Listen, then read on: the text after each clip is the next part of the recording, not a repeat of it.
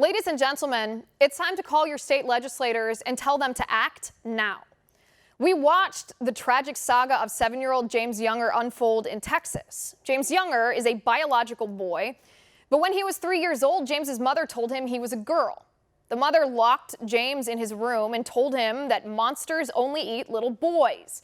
She withheld affection from James unless he acted like a girl.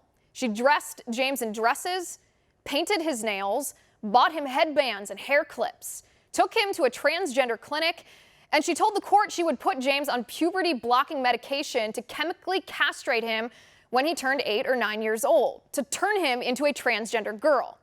And by the way, these puberty-blocking medication, these puberty blockers, are the same medication used to chemically castrate convicted sex offenders. This is child abuse, and your state representatives have the power to stop this. The Texas state legislature must ban puberty-blocking medication for children with gender disorders.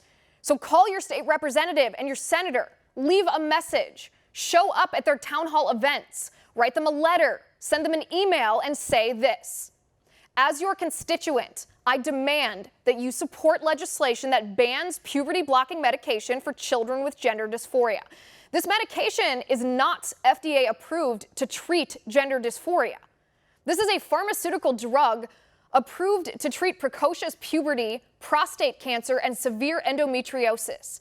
It has extremely serious side effects, including memory loss, and that is in fully developed adults. There's no scientific study about the danger of this drug on children, on children's memory or children's mental development, or the severity of long-term physical impacts. When this drug is used on children with gender dysphoria, the purpose is not to treat an illness in the body, but to disrupt and stifle normal, healthy bodily function. It can lead to permanent sterilization. It is child abuse to subject children to this medical, political, sexual experimentation. There is also no scientific evidence that transitioning is curative for gender dysphoria. The suicide rate, in fact, for people with gender dysphoria remains static even after surgery.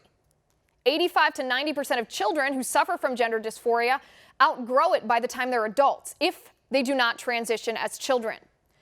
As an elected government official, it is your duty to protect children from this medical malpractice and this child abuse. Now, I know you're afraid of being called a bigot. You're afraid of being called transphobic. But you Texas legislators need to step up and do your job. If you're too afraid to protect children from abuse, then what are you doing even serving in government? Governor Abbott, Lieutenant Governor Patrick, the whole Republican delegation in the state legislature and Senate, our eyes are on you. Do your job. Ban puberty blockers for children with gender dysphoria, or your voters will find somebody else who can do your job better.